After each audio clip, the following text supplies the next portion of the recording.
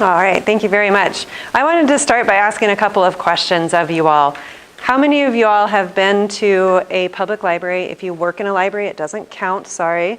Have been to a library within the last year? How about in the last month? How about in the last week? All right, good. So you all are familiar with my subject area, even if it's not necessarily a small library that you were at recently. How many of y'all have seen a bookmobile in operation? And how many of you have seen the Driven to Read bookmobile trucks in Utah as you're out and about in rural areas? Great. I was actually on my way from, where do I live? From Salt Lake City down to Moab last March, and my car tire light came on, indicating that I had a flat tire. And I was in between Price and Helper, and I was like, oh, I'll pull over here. And I pulled over at this gas station and got out of my car, and I could hear the air deflating from my tires. And I was like, this is not good. So I went in and I was like, hey, is there a tire shop in town I could go to? And the Quick Lube was immediately next door to me. And so I just drove my car over there, and he's like, you don't need air, you need new tires. So I ended up with 2 flat tires. And I mentioned this because as I was sitting there, I looked out the window, and the bookmobile was parked in the Shell gas station parking lot in Wellington, Utah. And I felt grateful that I had this resource, but by the time I could figure out what was going on with my car, they had already driven on to their next stop. So I wasn't able to go in, but it's kind of fun. Wherever you end up, you might see a bookmobile on the roads here in Utah. So as you think back to the last time, or to your first memories of libraries, what are some of your favorite memories of your library as a child? The bookmobile. The bookmobile? All right. And that came to your neighborhood, or? I think they came to my school, but I Okay. can't remember. Okay. It's kind of fun to be in a library on wheels, right? Especially as a kid. How about other people? Yes. I remember just being absolutely fascinated with how much knowledge there was. Just the imagining, imagining how much there was to learn. Right. James. That the world was bigger than what home was. Right. I was, fell in love with photography at an early age and discovered Ansel Adams. And, Yeah. So that's, to the Chapman Library. Right. Great. Mine was independence. From a very young age, my mom let me ride my bike to the library. Ah. And I think that's because she knew it was a safe space. Right. That's great. Anybody else? Favorite childhood memories at your library? I had a very ingenious and creative librarian in my little community, and you could rent out a little bus or Lupin's Bart. Oh, cool. And music albums. So a lot of music that I explored and learned about started in the library. Started at the library. Various books as well. All right. Great. I like to go read the newspapers, especially the box scores for baseball. Yeah. Even like a 4th or 5th grader. Right. Yeah. Great. Great. One of my favorite memories is the summer reading program. One summer in particular, I think it was a train theme. And so we had this big train on, remember like the placemats at diners, those paper placemats? They gave us each our own placemat, and we could fill in all the titles of all the books we read that summer. And I just remember enjoying so much, starting at the engine of the train and filling out my books until I got to the caboose, and having that memory for myself. So I think it's probably the beginning of my book neurosis and tracking carefully what I've read. So that still continues. So how about today? What is your favorite thing about the library today?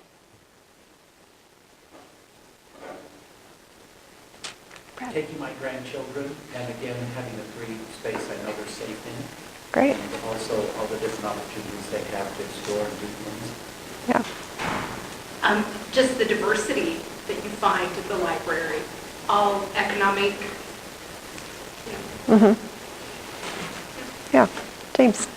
Quiet space. Quiet. So I can study and be really concentrated. You can still find that at your library. Good. Because we're changing that. Jill, you had your hand up. And you've heard me talk about this, Carrie, but I've done thinking about the library and how at every phase of my life, it was this resource, whether I was a mother of young children or whether I was in college. And so now, later in my life, the library is where you gather for community activism. And, Yeah. so it's just always been there in some role to meet Right. the needs of that phase of my life. Right, great, Susan. I went to the Rumi Festival on Saturday. It Oh. was so exciting. It was over at the Marmalade Break. Uh-huh, I was just so appreciative that there was that kind of space to celebrate a poet. right, right. There were all kinds of performance artists there, and I met some people I knew, and it was just a fun gathering place. Right, and that reminds me that this is our state book festival month. So the Utah Humanities is sponsoring a variety of programs around literature, authors, and everything throughout the state, throughout the whole month. So if you haven't checked out some of those activities, please do that. Kevin, you had one. Well, I just love these free resources. You know, last month I read 3 books that I got from our nearby library. And it's about a mile away from our house.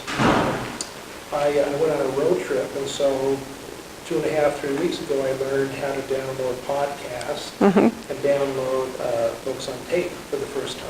Right, So when we were on the road trip, we were listening. right. And I love that you use the terminology book on tape for a downloadable audiobook, because we still confuse that old technology into the new, right? I mean, we still call it the card catalog, even though those haven't been in place for over 20 years in most of our libraries. So, yes, Carrie. We've seen a lot of libraries across the country as we travel, because we stop in them for public restrooms. I was hoping you would bring that up, yes. And then we would always browse and read a few books, but we Right. didn't have to buy a Coke to use that.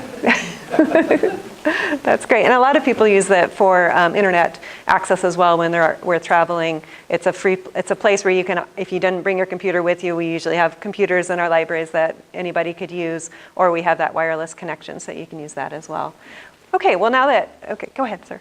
You had one. Building on what Brad said, I still treasure the children's books that I encountered when I would take my children there as Right, toddlers, and I discovered some amazing literature that I probably never would have right, kind of availed myself of otherwise. Right. They are just some of my favorites. right. And the popular ones, they're still there today because generations have passed those on to new readers. So that's great. Great. Well, now that everybody has warm fuzzies about libraries, let me talk a little bit about some of the challenges and opportunities that might be more unique to our rural libraries than those in the city. So I've been in Utah, as Kevin said, for about 2 years. And prior to that, I was in Colorado in a rural library community. I had 4 branch libraries serving a population of 24,000 spread out over 1,800 square miles. So the distance between 2 of my branches was about 45 minutes. So as you can imagine, a lot of my population base was in rural parts of the county. And so some of my experience I draw on from Colorado, so pardon me for crossing state borders, but some of this I think we find unique in all rural areas. So I wanted to start by talking about 4 main areas of challenges and opportunities for libraries: economics, technology, geography, and community. And the economics, particularly in small libraries, I'm talking about the local support for your library. In almost all libraries in Utah, they're either a part of the city or the county government, and they are a line item in their city or county budget.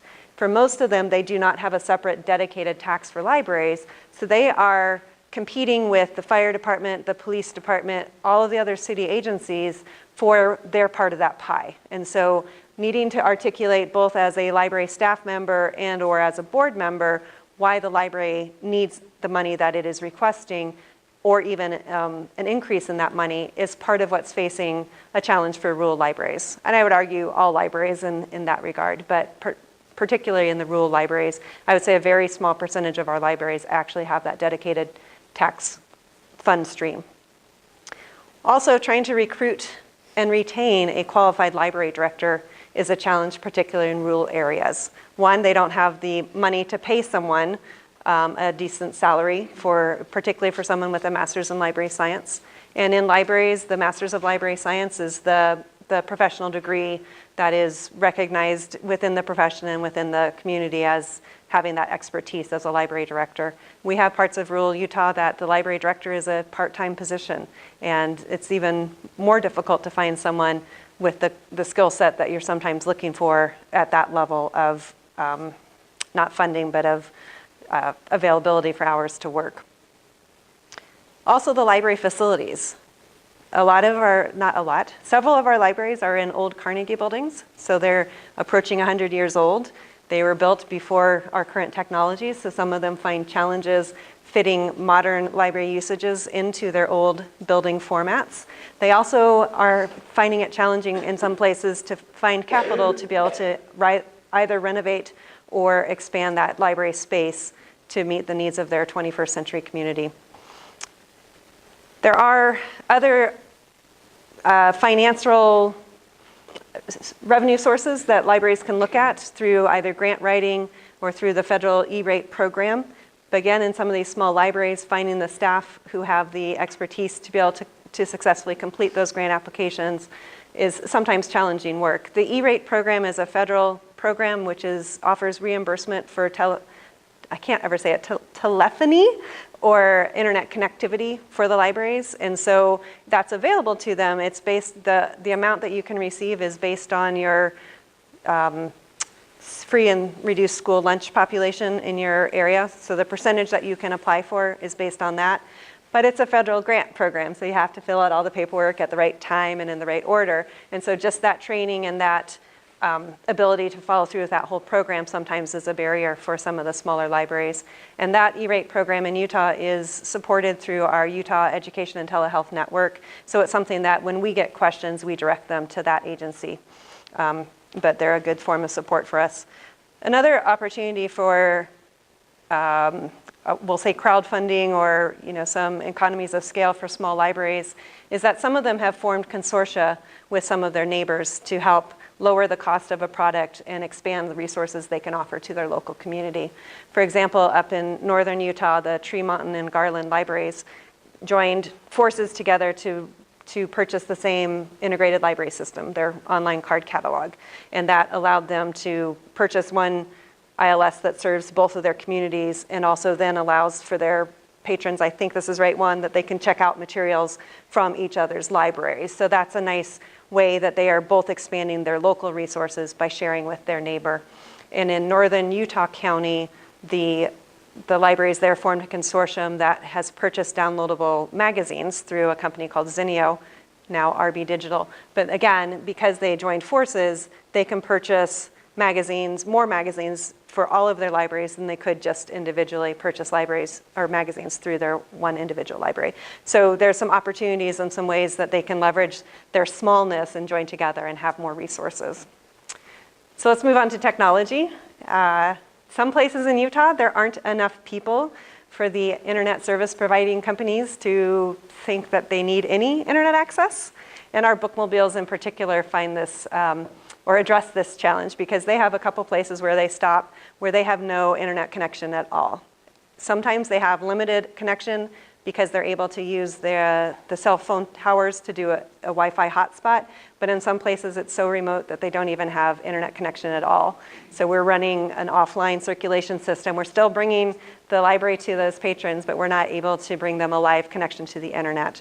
In other libraries, the bandwidth that they have available for their patrons just isn't sufficient to meet the demands that they have. The minimum definition of high-speed internet keeps increasing. 5 years ago, it was 1.5 megabits per second, and that was considered great compared to your 586 on your modem, right? But increasingly, as more things have become video, as more things are downloaded, that just isn't meeting your demands. So now the minimum, or last year the minimum definition was at 4 megabytes per second. Now I just read this week that it's at 25 megabits per second download and 4 up. A lot of our libraries, and in rural libraries across the nation, the rural libraries lag behind that bandwidth speed compared to their urban brothers and sisters. So that's one area that it's difficult. But I will say on the other side of that Utah is in the top 4 states in the nation for really working on connecting that, increasing that broadband connectivity. And so it is something that the Utah Broadband Council is really working on, making sure we have quality or quality internet services across the state. So it's great that that is something that's a priority for the state. Another challenge for libraries is just the technology equipment that is needed. So being able to purchase computers, again, this is tied back to budget, being able to purchase computers, being able to upgrade them in a reasonable replacement cycle, but also then being able to have the staff understand how their equipment works, and or being able to offer some classes and or one-on-one training for the public to make sure they understand how their technology works. So libraries have been a trusted source for information for centuries, right? You know, people, they're like, well, I don't know how to do that. I'm going to go to the library and find the answer. So we'll say 10 years ago, I got this fancy new iPad for Christmas. I don't know what to do with it. My trusty librarian can help me, right? So I take it in, I go to the librarian who's like, oh, I've never seen one of those before.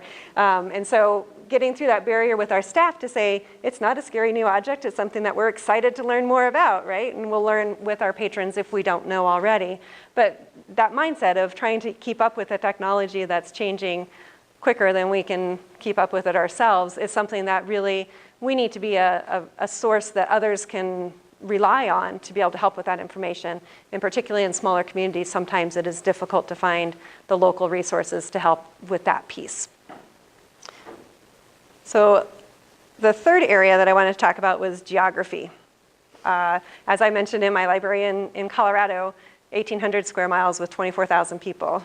I'm not a good mathematician, but that's a little bit over 10 people per square mile, right? I think I did that right. Anyway, so they're not very close together. And so I'm trying to provide library services in rural parts of Utah to somebody who might live 15 or 20 miles away from the library versus, you know, I think, Kevin, you said you're a mile from your library. I'm a mile from mine. You know, they're right here, and I can just pop in on my way home, and it's easy. Whereas in these remote areas, sometimes you have to have, it's nice to have a bigger draw so that people do come into your library because they are so spread out.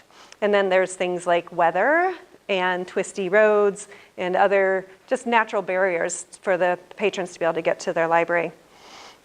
And so we address some of that with our bookmobile services in some of our more rural counties, that they do go out and bring the bookmobile service closer to you if you don't have a brick and mortar library in your community. So that's a nice way that we are at the State Library helping bridge that gap with the bookmobile services. And then finally, on the staff side of things, being remote in remote areas does make it more difficult to get the training for your staff because it's far away and they can't get there, they don't have enough time or staff resources to be able to allow time for staff to get to a meeting. And so sometimes they miss out on those training opportunities and meeting and networking with their colleagues.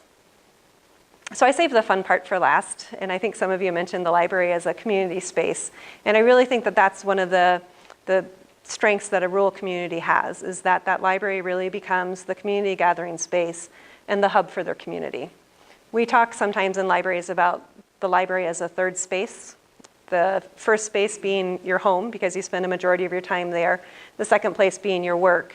And the third space is that space where you can choose where to go. And so for some people it's their local coffee shop. For others it's the rec center in their community.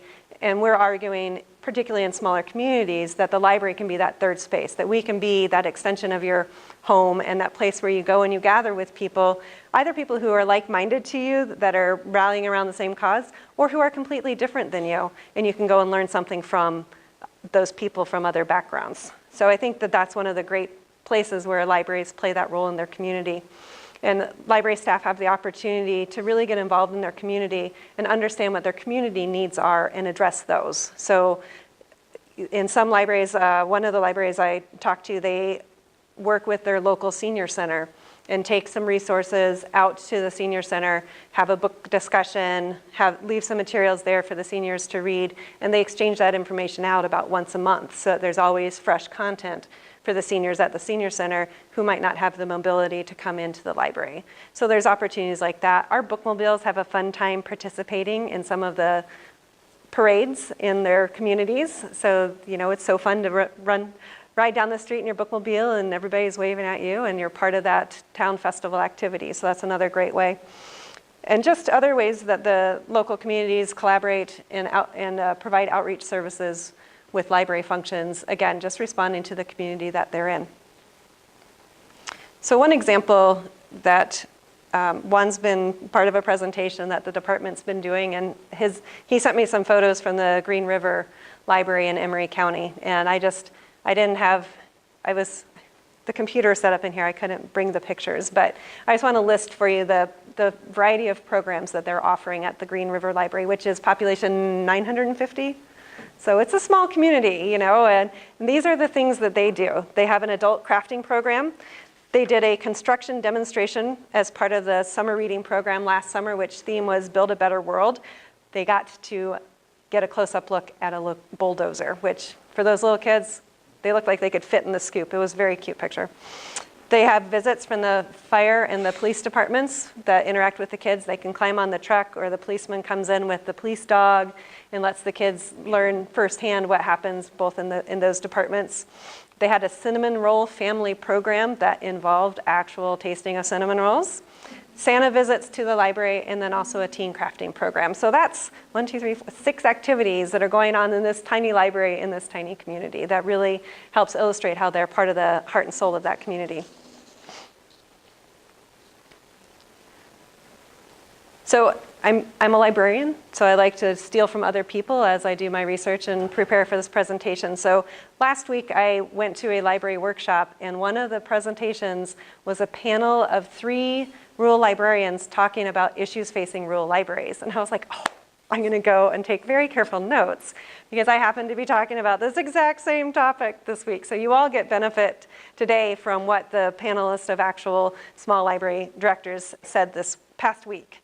So one thing that the Utah Library Association is an organization that works with libraries across the state and is a networking and support organization for libraries. And they did a survey recently asking about particular issues facing rural communities and rural libraries in Utah. And through the responses they received, they categorized the top 4 areas of challenges facing small libraries. And the top 4 were budget for staff and operations, space for materials and for programs, training, the expertise, the distance from it, and the effectiveness of it, and then budget for the collection and materials that are in the library. Other comments that survey respondents made were that some of the challenges are bridging the digital divide, marketing the library, encouraging attendance at the library, oversight, making sure that they're following appropriate managerial practices, but then also making sure that they have administrative support, either from their local mayor, city council, and also some school libraries responded and said the principal or the superintendent understanding the value of the library in their schools. And again, from the school librarians, that perception of professionalism, and we see this in school and public libraries.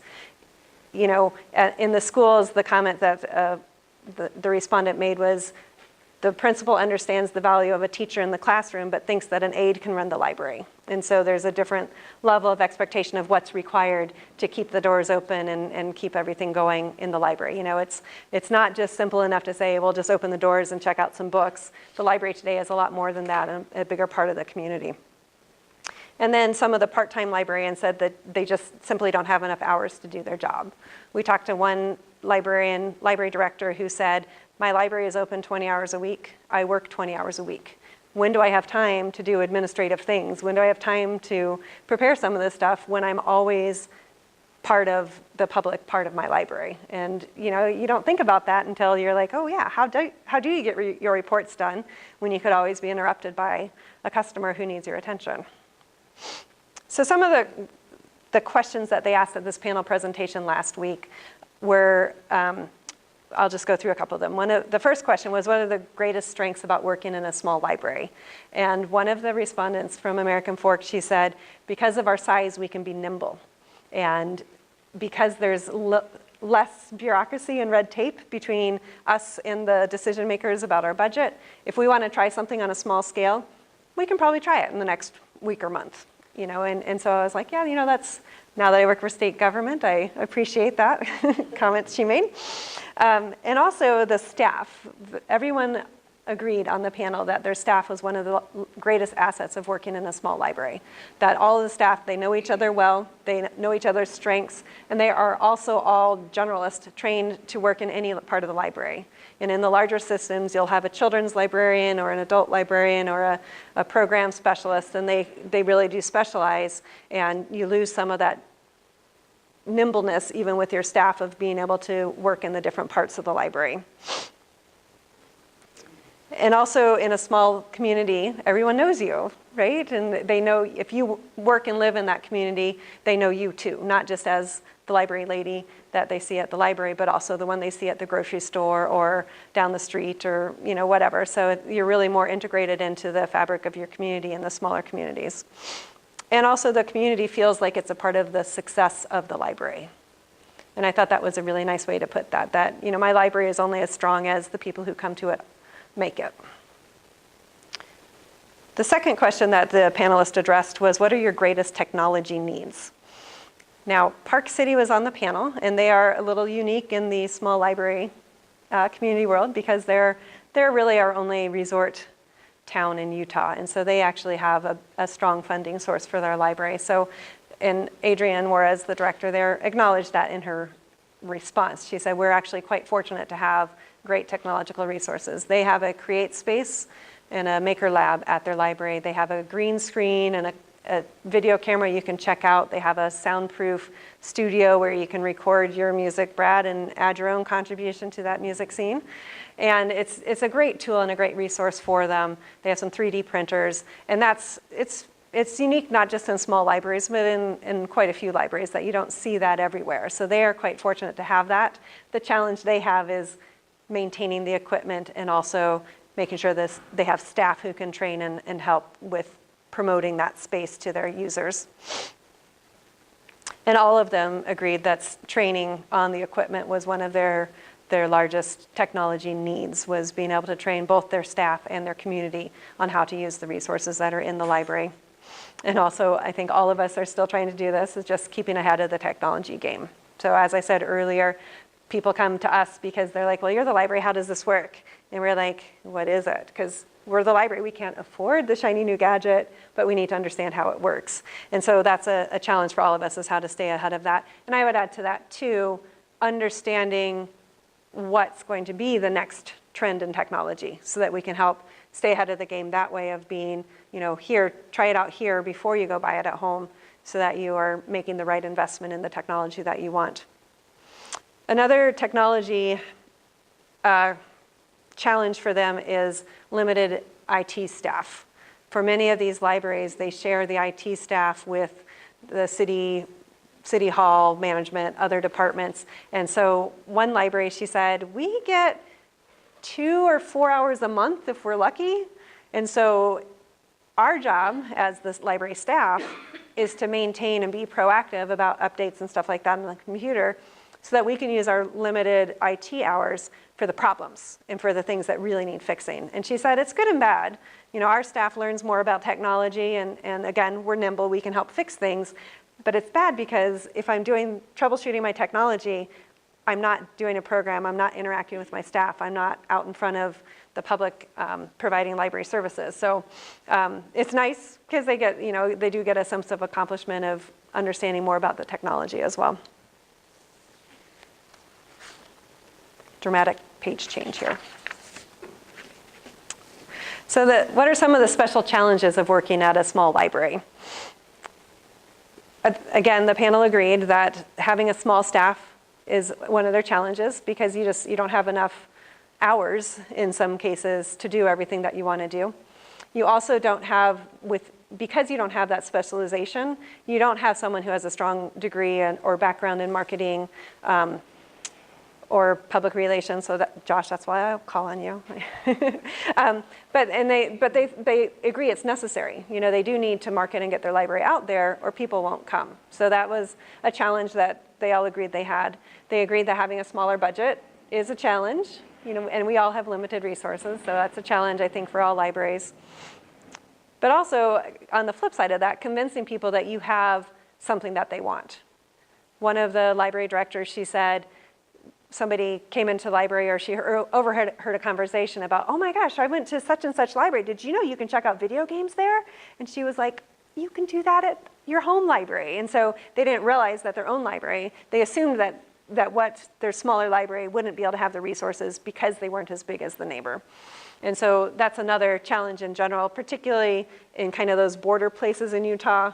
You know, American Fork and Highland City Library are in Utah County, but they're 45 minutes away, 30 minutes away, depending on how fast you drive and what time of day, from Salt Lake City. So you're comparing yourself, or your patrons are comparing you to Orem or to Salt Lake City or to other libraries that do have those larger resources. So it's a balancing act, right, between what do we have, making sure people know what we have, and then helping them to understand that we just don't have the resources and the patron base to have everything that a larger system has. And then, again, you know, going back to the budgeting, just being able to prioritize the services and programs they have with the staff that they have. Park City Library mentioned that they have some eager volunteers from the community who are like, this is a great idea, we should try this at the library. And they kind of come and they present the idea and they say, okay, you run with it. And so the library is like, oh, we're not gonna be able to do this without that partnership, without the volunteer staying and saying, okay, this is something that I can help you with. So that's a challenge that we have in our smaller libraries. But at the end, we decided to end on what's the most rewarding part of your job, because ending with the challenges and the frustration, I think, is not something. I don't think any of the small libraries felt like it was a bad thing to be a small library. I think they all were really proud of the work that their libraries do. And so some of the things they mentioned are the staff that they have, that working with them and watching their staff grow was really one of the biggest rewards that they had working in a small library. So several of them mentioned somebody who started out as a clerk or a shelver at the library and has ended up being their adult programming librarian or some other more significant role in the library. And so it's one of those professions, I think, a lot of librarians started because they worked in the library as a kid or they visited a lot or whatever, and they realized, hey, I can do this, you know, when I grow up. And so there is that kind of that mindset that comes from the library, is that we really do value the people. We all do in our professions, right? But they do really value the staff that they have in the library. Again, one of the greatest rewards, they said, was the lack of bureaucracy in getting things done, and being able to be more nimble and responsive to the community needs. They also said that it's rewarding to be able to meet the library's goals and to see them accomplish things for the community that the community has asked for. And then finally, they get a chance to make a difference in people's lives every day. And one of the examples that Brigham City gave was and this is a funny example, I hope. This boy came running into the library to talk with his children's librarian, who had shared all these great stories and books with him. And he was like, Miss Julie, I have this rash on my side. And Mom's like, don't worry, it's not contagious. But the boy had a story he wanted to share, and he wanted to share it with the woman who had given him so many stories. And that's the kind of feedback we get sometimes from our communities.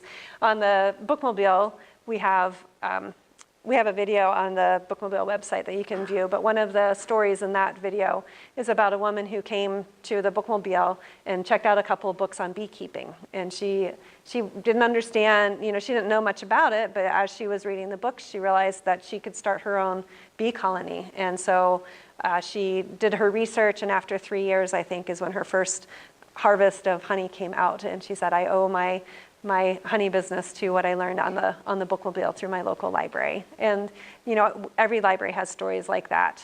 I have a neighbor who told me she wouldn't have been able to get her insurance certification if she hadn't had the time at the library to sit someplace quiet away from her home and her child to do the research and be able to pass the exam. So we use libraries for a variety of different ways, as you all indicated at the beginning of the hour as well.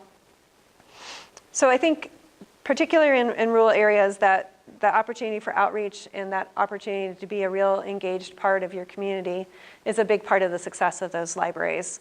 And that was one of the other things that we brainstormed at the conference last week, was how can you make the library more visible in your community?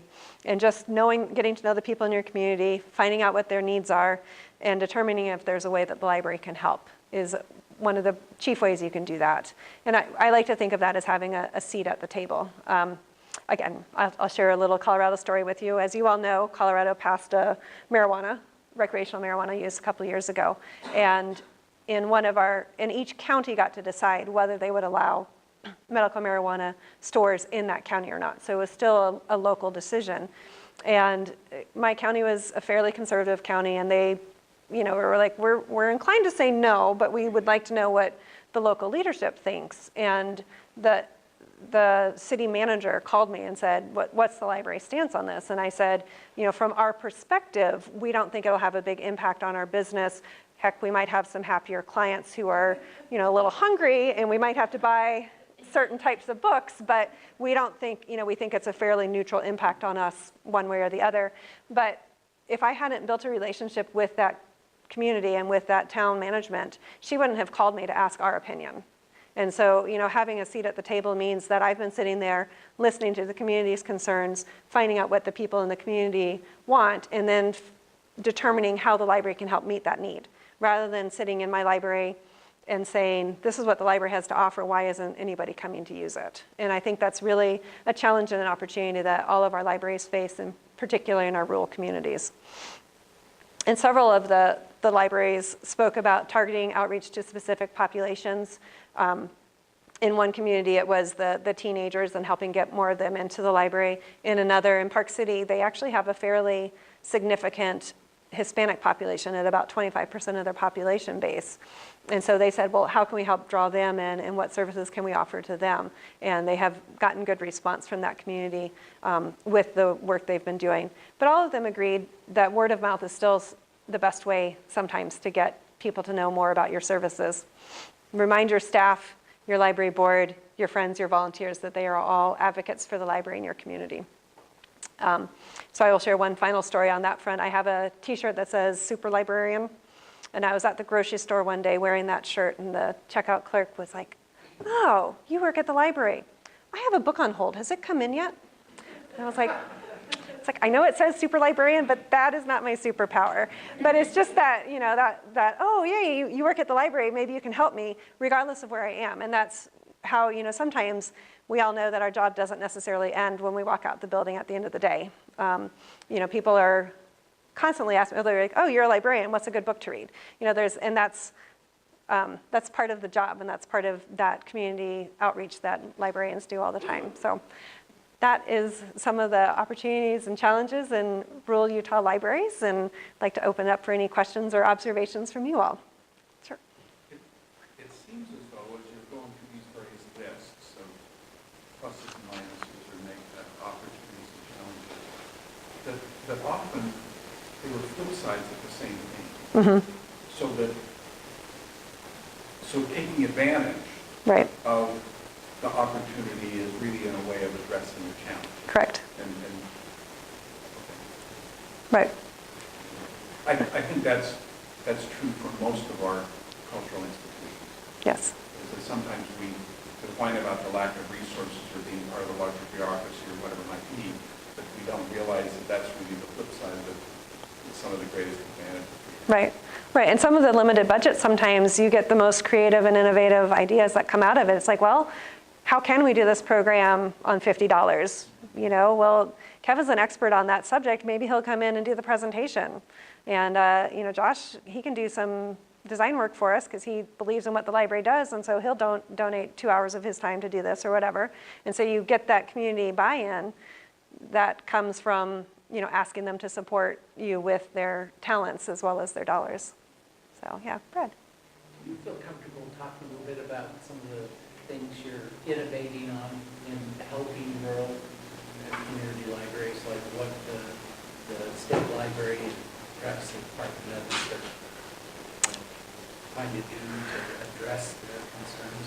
Right. Well, we have a couple of programs in place, and I might call on you to help a little bit too if I don't mention anything. But we do have resources at the state library that we provide some funding directly to libraries in Utah to help fund their collection development, so adding materials to their library, outreach activities, and then technology for the public. So those are the three main areas that we directly support through funding.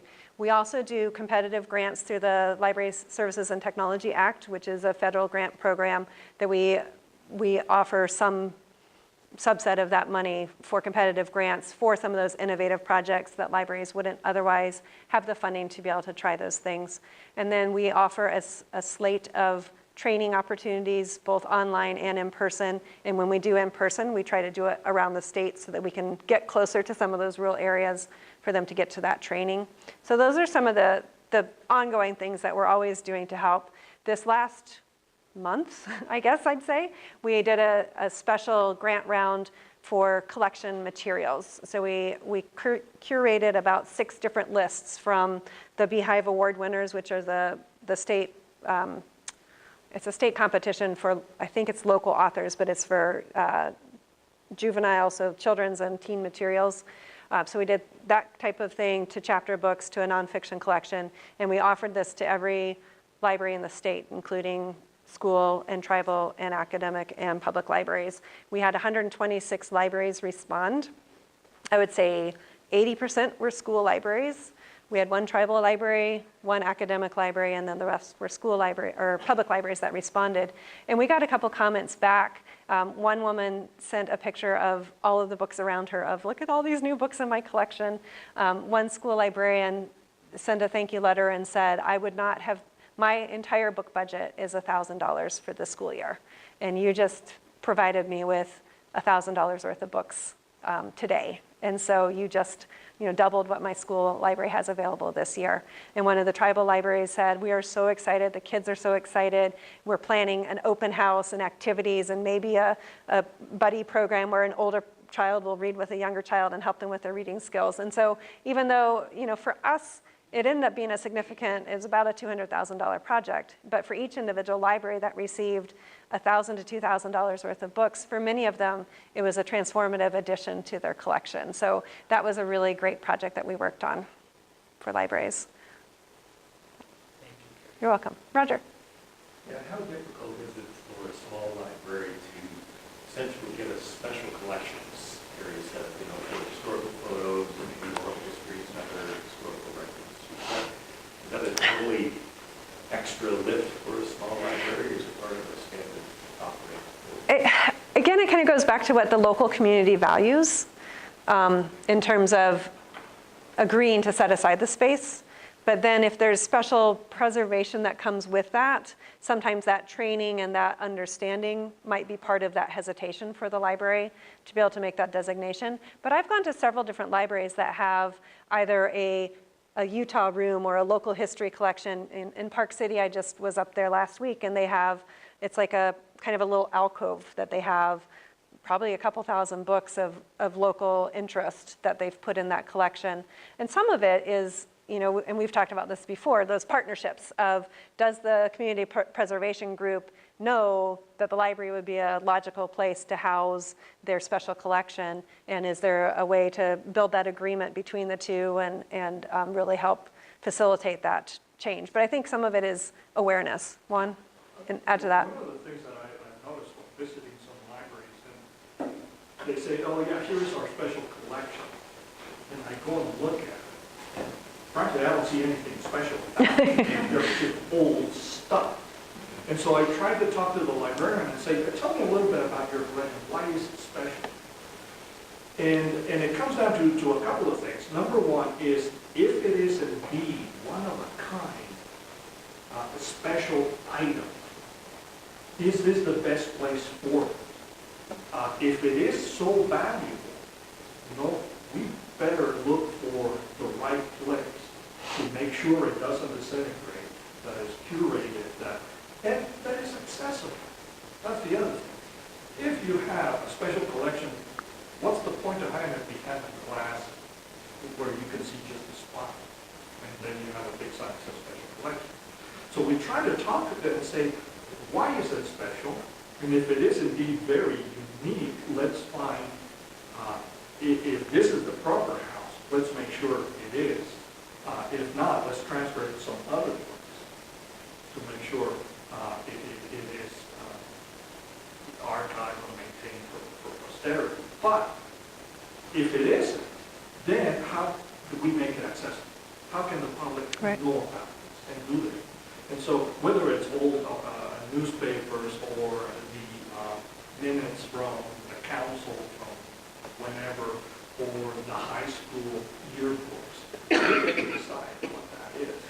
But I think we could do a better job in teaching the librarians to recognize what is truly special in some of the steps they might need to take to preserve it and to make it accessible.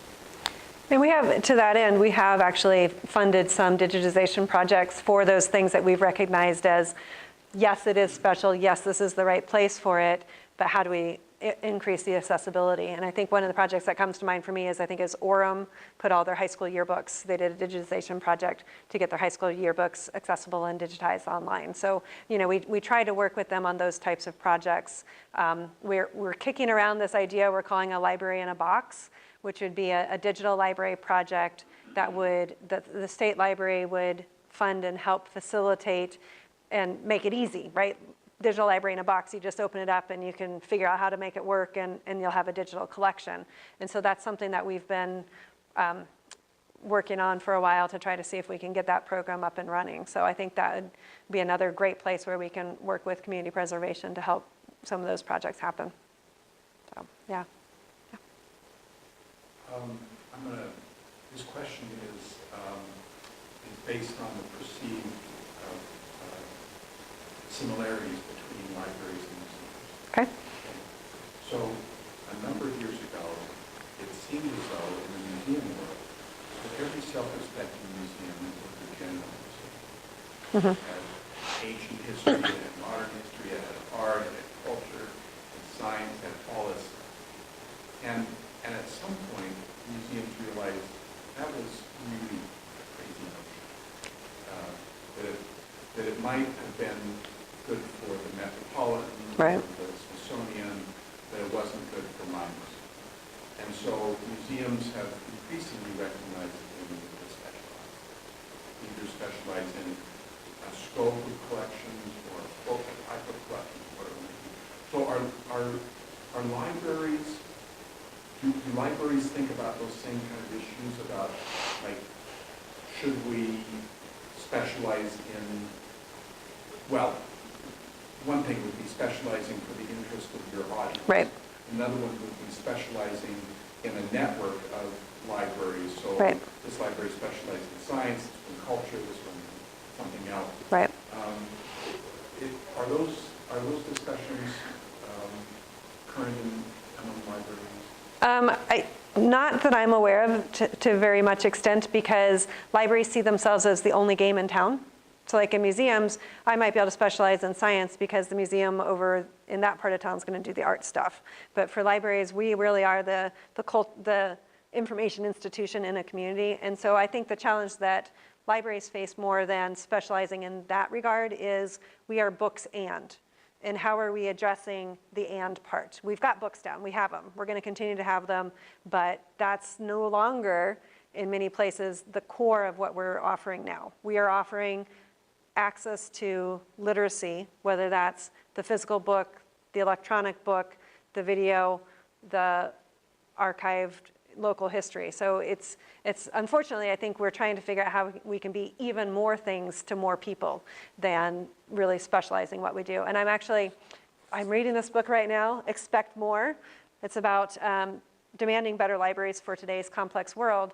And one of the things David Lankus is talking about is that libraries aren't, in our mission, it's about access to information. It's not about being able to check out books at the library, like at the global scale for libraries. So how do we move beyond that perception of our end users to be able to address all the different ways today people access information? And it might mean that we have to reduce our physical collection because we need to make space for people to create content or to find new resources or explore information in a new way in a safe place, in a safe environment where they feel like exploring innovation is really possible.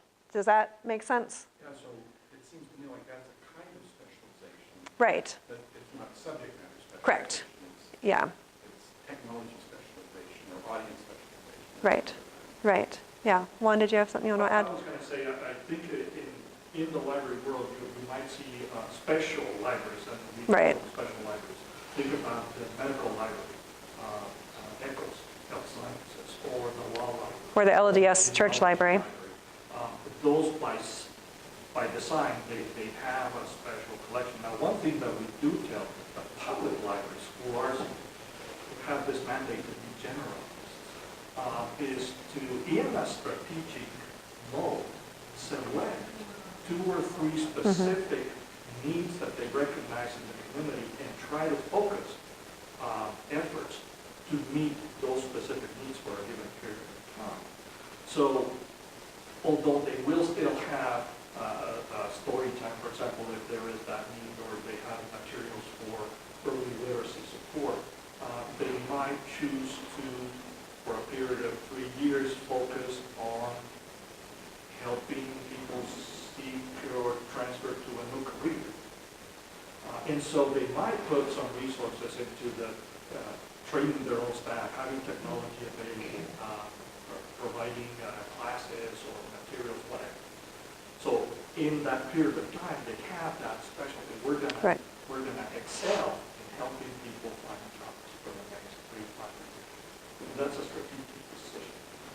But I think for the most part, they do tend to be generalists. A few years ago, the Institute of Museum and Library Service put together a really nice look at 21st century museums and libraries and comparing what museums and libraries were 20 years ago and the expectations of customers and now. And I think there's a lot of similarities of what was happening in museums and what was happening in libraries and the same transition to what's happening. Right, and I think to your point of like, can this library have the science books and this one's the art books and whatever, because you're talking about different jurisdictions for those libraries, I think that's more difficult. I think Salt Lake City or Salt Lake County can do that in the different branches they have within their same system and say, you know what, our heavy scientists live in this area or whatever. Not that you're not going to have them at the other library, but they have a courier system and you can request the book from this library and have it come over here. But when you have your individual municipal libraries,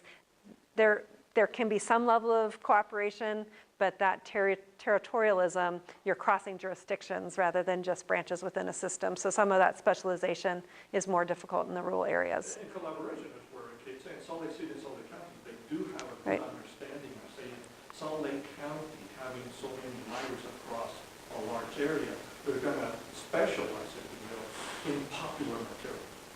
So Right. they will buy hundreds of one bestseller. Salt Lake City will buy, but not as many.